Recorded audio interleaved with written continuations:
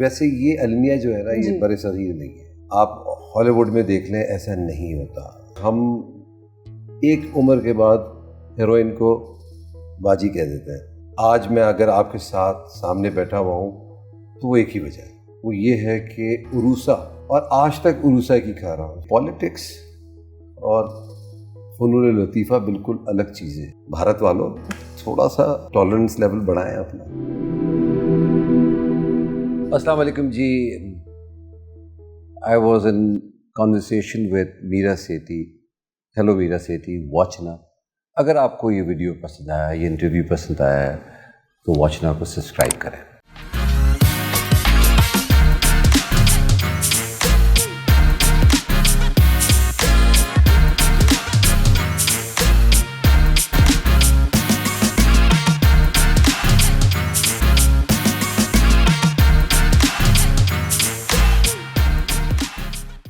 मेरे आज के मेहमान वो शख्स हैं जिनके साथ मैंने इस इंडस्ट्री में सबसे ज़्यादा काम किया है। He is funny, he is kind, he is humble और बहुत ग्रेसफुल भी हैं। और आज मैं उनसे वो सवाल करूंगी जो शायद आज तक किसी ने उनसे नहीं किए। हेलो अदनान। हेलो मीरा सेठी। कैसे हैं आप? आप बताएं कैसी हैं? बहुत अच्छी, एंड सो ग्रेटफुल कि आप मेरे शो पे आए। लुकिंग सो एलिगेंट, माशाल्लाह। Thank you. जब एक हीरोइन 30 साल की होती है तो वो फ़ौरन लीडिंग लेडी के रोल से हटकर या तो भाभी बन जाती है या कभी कभी मदर इन लॉ भी, इतना भी हम स्ट्रेच करते हैं। और आप माशाल्लाह अभी तक you had a really long and wonderful run, लेकिन आपकी जो हीरोइंस हैं वो आपसे आधी उम्र की होती है। तो आपको कैसा लगता है और ये क्यों होता है? पता नहीं मेरी तारीफ थी या सवाल था, मुझे नहीं समझ आ रहा, but thank you. As I say myself that I am a vampire, ठीक है ना। तो मगर वैसे ये अलमिया जो है ना, ये बड़े सगीर नहीं है। आप हॉलीवुड में देख लें, ऐसा नहीं होता। इवन आप ईरानियन फिल्म्स देख लें, उसमें ऐसा नहीं होता। पाकिस्तान, भारत, इन जगहों पे हम एक उम्र के बाद हीरोइन को बाजी कह देते हैं, which is very wrong, terrible, very wrong। मुझे नहीं ऐसा लगता कि ये होना चाहिए। अब ये हमारे साथ भी होता है, ऐसा नहीं कि नहीं होता। मुझे नहीं लगता कि आपके साथ होता है। अभी आप मेरे पास तुम हो में आयजा खान के साथ स्टार कर रहे थे कि आपके साथ नहीं होता ऐसे, हुमायूं सईद के साथ नहीं होता ऐसे, मैंने देखा है। बिकॉज हमारे माशरे में अक्सर आदमी अपनी से बहुत छोटी उम्र की लड़कियों के साथ शादी भी करते हैं। तो हमारे ड्रामा सीरियल्स हमारे माशरे को रिफ्लेक्ट कर रहे हैं या उनका अपना ही कुछ एक फॉर्मूला है? ये तो एक बहुत खुशी की बात है कि एक उम्र रसीदा आदमी एक यंग दोशीज़ा के साथ शादी कर रहा है, तो ये तो बड़ी कमाल की बात है। ये तो फ्लाइंग नंबर्स मिलने चाहिए उसको। मगर मुझे ऐसा लगता है कि ऐसा होना नहीं चाहिए। ये जो होता है, अगर ये हो रहा है कि यंग या ओल्ड, तो वो उनके मेरे ख्याल में अपने भी इंटरेस्ट होते होंगे। ज़बरदस्ती तो कोई नहीं कर सकता है इसमें। मगर मुझे नहीं लगता। मगर कहा जाता है कि मैं जैसे एक अकील डैडी हैं, ठीक है ना, एक मेरे डैडी हैं, एक शुगर डैडी भी होते हैं। उरूसा से आपने शुरुआत की, you had hits after hits, your first serial was a huge hit. ये एक्टर्स के साथ अक्सर नहीं होता कि उनका पहला ड्रामा इतनी बड़ी हिट हो जाए। फिर मेरी ज़ात ज़रा बेनिशान, मात। अच्छा, आपका मेरे पास तुम हो, ये दिल मेरा, कौन सा ड्रामा है जो आपके दिल के सबसे करीब है? मेरा क्लेम टू फेम उरूसा ही रहेगा। अच्छा। उसकी रीजंस ये हैं कि आज मैं अगर आपके साथ सामने बैठा हुआ हूँ तो वो एक ही वजह है, वो ये है कि उरूसा की वजह से मैं पहचाना गया और आज तक उरूसा की खा रहा हूँ। शायद अगर मेरा पहला सीरियल इतना मकबूल ना होता तो शायद मैं भी एक्टिंग को इतना सीरियसली नहीं लेता। अगर आप एक्टर ना बनते तो आप आज क्या कर रहे होते? तो मैं स्टार्विंग एक्टर होता। और क्या होता? लेकिन आप एक्टिंग को छोड़ते ना? छोड़ता। हाँ, वेरी गुड।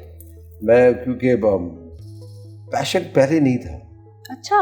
मॉडलिंग था, और वो इसलिए था कि मेरे नेबर में एक तौसीफ भाई अगर सुन रहे हैं, तौसीफ गिलानी, उनको देख के मैंने बड़ा इंस्पायर हुआ था उनसे मैं। और वो मैगजीन के अंदर वो अक्सर फैशन शूट्स किया करते अच्छा। थे, तो मैं बड़ा खुश होता था उनको देख के। तो उनकी वजह से मुझे भी शौक हुआ।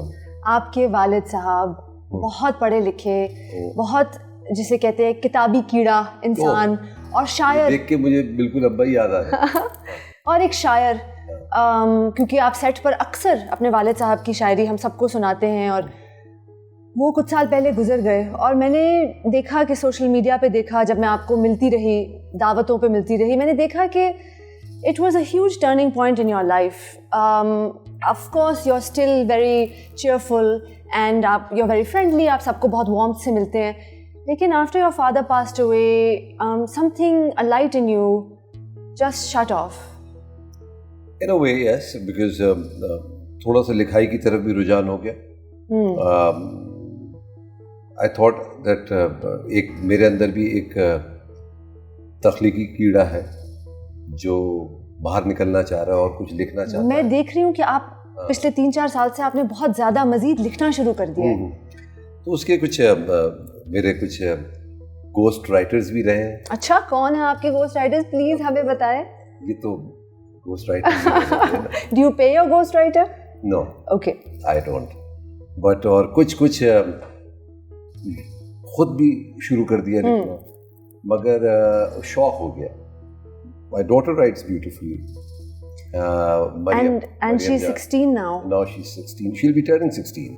आप जब आपकी मरियम भी है और आपकी छोटी दानिया भी है, और आपके फिर छोटे हैं जैद साहब। जैद साहब।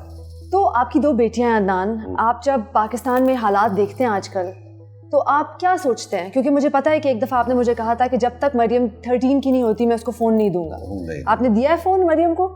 13 के बाद ही दिया। अच्छा, ठीक है। तो मेरा तो ये मानना था कि 16 साल तक नहीं दूंगा, वो बहुत प्रेशर हो गया था। या टीनेजर है ना, सो वो मुझे देना पड़ा।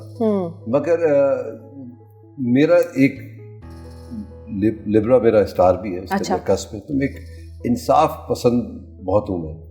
अगर मैंने एक को दे दिया तो 2 को कैसे ना दूँ मैं? वो मेरे पीछे पड़ गया। मगर एक टाइमिंग रखी हुई है, चाहे मरियम अभी भी आफ्टर सर्टन टाइम उनको सबको मुझे फ़ोन देने पड़ते हैं, लैपटॉप्स देने पड़ते हैं, फिर वो सुबह दोबारा लेते हैं मुझसे। So what's it like being the father of a teenage girl? Getting tough these days. Yeah. Are you a liberal father? Are you an open father? I really don't know. I'm still fighting. और मुझे पता नहीं लग रहा कि मैं liberal हूँ या मैं सख्त हूँ। अच्छा। बकौल मरियम के मैं सख्त हूँ। अच्छा। हाँ, और मुझे ऐसा लगता है कि मैं लिबरल हूँ। मैं लिबरल इसलिए हूँ कि मरियम की मैं वो बातें सुन लेता हूँ जो शायद मेरे ज़माने में मैं अपने बाप से कहता तो उनको तो एक जोर की मारते तो नहीं, हाँ, मगर एक शॉकर होता उनके लिए कि ये कैसे मुझसे बात कर रहा है। तो अगर मेरे अंदर वो जज्बा है सुनने का, और कभी समझता हूँ कभी बात नहीं समझता उसकी, मगर एटलीस्ट मैं सुनता ज़रूर हूँ उसकी बात। वो कंप्लेन करती भी है मुझसे, कभी इजाज़त देता हूँ कभी नहीं देता। आपको क्या लगता है अगर मरियम को किसी पे क्रश हो जाए, ठीक, अगर वो 18-19 की हो, कॉलेज में हो, उसको क्रश हो जाए, do you think she would ever share it with you? और अगर वो शेयर करती भी है आपके साथ तो आपका क्या रिएक्शन होगा? तो क्रशेस तो अभी भी शेयर करती है मुझसे। अच्छा, करती है? That's so sweet. तो वो मुझसे कर रही होती है, मैं उसको बस ये समझाता हूँ कि क्रश को क्रश नहीं किया जाता, क्रश को क्रश की तरह देखा जाता है। एडमायर करें उनको। अगर आप क्रश से अपने बात करना शुरू कर देंगे तो क्रश नहीं रहता। अच्छा, आप बहुत चालाक है। I am sure she can read through all your propaganda. Maryam. तो ये है, तो वो बिल्कुल शेयर कर रही होती है मुझसे। जैद भी शेयर कर रहा होता है। अच्छा। हाँ, दानिया थोड़ी सी मेरी कॉन्फिडेंट है वो। she's the middle child, so she's always trying to please you. Always, and always taking care of me. Like जो होती है बेटियां बाप के साथ, मतलब अगर मैं सुबह निकल रहा हूँ, मरियम उल से बाय, बाय, जैद उल से हाँ okay bye. Maryam will make a point, Dania will make a point कि वो खड़ी हो, भाग करे, फिर मुझे सेंड ऑफ करे। जब मैं छोटी होती थी तो अब्बू बिस्तरे पर इस तरह करके लेट जाते थे तो कहते थे मेरी कमर पे चलो, एंड आई यूज्ड टू से कि नहीं मैं बहुत भारी हूँ, नहीं चलो, और मैं उनकी कमर पे खूब चलती थी। फिर और अली क्योंकि ज़्यादा थोड़े जिससे बड़े थे और थोड़े तगड़े भी थे, अली को इजाज़त नहीं होती थी चढ़ने की। आप तो अभी भी वैसी हैं। बस अब तो खैर नहीं, but anyway I would like working out. If Adnan Siddiqui were making a film, उसका जॉनरा क्या हो और उसमें आपकी ड्रीम कास्ट क्या हो? देखिए ड्रीम कास्ट थोड़ा सा टफ होगी, मगर जॉनरा स्पाई मूवी होगी। रियली? ओह यस, मुझे बड़ा फैसिनेट करते हैं ये जेम्स बॉन्ड वाली मूवी, इमरान सीरीज। अच्छा यस, तो वो होगा। मुझे ऐसा लगता है कि बड़ा एडवेंचरस सा होगा, वही रोल मैं करना चाहता हूँ। नहीं तो आप बताएं ना थोड़ा सा कि आप कौन तो किसको कास्ट करेंगे उसमें? उसके स्पाई के रोल के लिए तो मैं ही हूँ। ठीक समझ आ ठीक गई। है ना? तो आप क्या ट्रेंच कोट पहनेंगे कि अपने आप अपना शर्लॉक होम्स टाइप होगा या डिफरेंट मॉडर्न होगा? मॉडर्न थोड़ा सा होगा, थोड़ा सा जेम्स बॉन्ड वाला। Of course. ठीक है ना? तो वो मैंने एक शूट भी की है, वेयरिंग सस्पेंडर्स, गन लगी हुई है, चश्मे पहने हुए हैं। आप बता सकते हैं ये क्या है या सीक्रेट? हाँ बता सकता हूँ, इससे TVC। ओके। हाँ बट मेरा दिल ये चाह रहा है कि मैं इस किस्म का कोई किरदार करूँ। I want to do some kind of detective वाला रोल कोई हो। अच्छा, स्पाई के साथ एक हीरोइन नहीं होती है ना? हाँ 2-3 होती हैं जो compete कर रही होती हैं। So I would like to cast you। आप थोड़ी सी एथलेटिक भी हैं। हाँ मैं एथलेटिक तो हूँ। ठीक है ना? तो मुझे, आप लंबी भी हैं तो सूट पहन के जरा आप लगेंगी भी स्पाई। अब कैमरा कौन सा है मेरा? अब अदनान ने वादा कर दिया है कि अगर वो कभी मूवी बनाएंगे तो मुझे कास्ट करेंगे। बिल्कुल। Adnan, you worked with Sridevi. I mean, an honor of a lifetime, I'm sure for you and also for her, because I remember you telling me that she used to call you Adnan ji. लेकिन not for her, मुझे ऐसा लगता है कि बहुत बड़ी थी। अच्छा। मुझे ऐसा लगता है, और वो उनकी आजिज़ी थी तो वो मुझे, मेरी तीसरी फिल्म उनकी 300th फिल्म थी वो। Really? तो just imagine। Well then you're right. उसके बावजूद इतना हम्बल होना बड़ी बात है। बहुत बड़ी बात है। मतलब मैं वो दिन नहीं भूल सकता कि मैं पहले दिन अपने सेट पे जा रहा हूँ और वो अपनी वैनिटी वैन के बाहर बैठी हुई थी चेयर पे, तो बोनी ने मुझे इंट्रोड्यूस कराया, बोनी साहब ने। आपके प्रोड्यूसर उनके हस्बैंड। तो वो भी उनको मैम कहते थे। मैम। Really? हाँ। क्योंकि मूवी का नाम था या नहीं? मूवी तो मॉम थी। मैं वो हमेशा वो रिस्पेक्ट में उनको मैम कहते थे। तो उन्होंने हाँ अदनान सिद्दीकी जी, शी स्टूड अप, और उसके बाद अदनान जी कैसे आप, बड़ा वार्म वेलकम दिया उन्होंने मुझे, और बड़ा ख्याल किया उन्होंने मेरा, जैसे मेहमान नवाजी होती है वो की। आप नर्वस थे फर्स्ट डे पे? No I wasn't nervous. Really? नहीं आई वाज़न्ट। होमवर्क करके गया था मैं, अपने डायलॉग्स अपने अंदाज से कैसे कहूँगा वो सब करके गया था। एंड ऑफ कोर्स सजिल मेरी फेवरेट अदाकारा है। सजिल इज अमेजिंग, नो डाउट। हमारी जो हम पहले दिन गए तो उनकी पूजा हो रही थी, वो शायद फिल्म शुरू करने से पहले वो पूजा कर रहे थे, तो हम, मेरे लिए और सजिल के लिए थोड़ा वो टफ सिचुएशन नहीं थी कि हमें नहीं पता था कि हमने कैसे खड़ा होना है उधर। तो मैं लोगों को देख रहा था कि क्या कर क्या रहे हैं लोग, तो मैं वही रिस्पेक्ट में वैसे ही खड़ा हुआ था। बट वो थोड़ा सा मैं घबराया था कि गलत ना कर दे कोई, मैं तरीके से खड़ा रहूँगी, तो फिर मैं ऐसे हाथ बांध के खड़ा हो गया था। अच्छा। वो एक थोड़ा सा, मतलब आउटसाइड द, जहाँ वो पूजा कर रही थी उसके बाहर आप लोग? वहीं सेट पर। अच्छा, सेट पर लगा हुआ था। ओके। स्टार्टिंग था ना, हमारे यहाँ भी बिस्मिल्लाह होता है। बिल्कुल। तो वो होगा, तो फिर उनकी कोई होगी प्रेयर होगी, वो हो रही थी। So you shot for what? You shot in Georgia also? So we were in Delhi. Yeah. We shot in Mumbai and Georgia. आप दिल्ली और मुंबई का जिक्र कर रहे हैं और मुझे you know I am thinking कि 4-5 साल पहले फवाद थे वहाँ, माहिरा भी गई, आप गए, सबा कमर गई, सजल गई, और अब एकदम से खामोशी छा गई है बिकॉज उनकी तरफ से अब पाबंदी लग चुकी है, फिर हमारी तरफ से भी जाहिर है हम नहीं क्रॉस कर रहे बॉर्डर, हम नहीं कोलैबोरेट कर रहे, और you know you were lucky that you were able to go at a time when things were still okay. But आपको कैसा लगता है कि इंडिया पाकिस्तान को नॉर्मलाइज करनी चाहिए रिलेशंस? इतनी एक नेचुरल चीज़ है, हम एक ज़बान बोलते हैं, we look the same, we dress the same, we eat the same, और इतने आर्टिफिशियल हमने बाउंड्रीज क्रिएट कर दी हैं। तो आप what do you think of this? मुझे याद है एक ज़माना था कि भारत से शायर आया करते थे पाकिस्तान, तो एक मुशायरा होता था पाकिस्तान, इंडो पाक मुशायरा।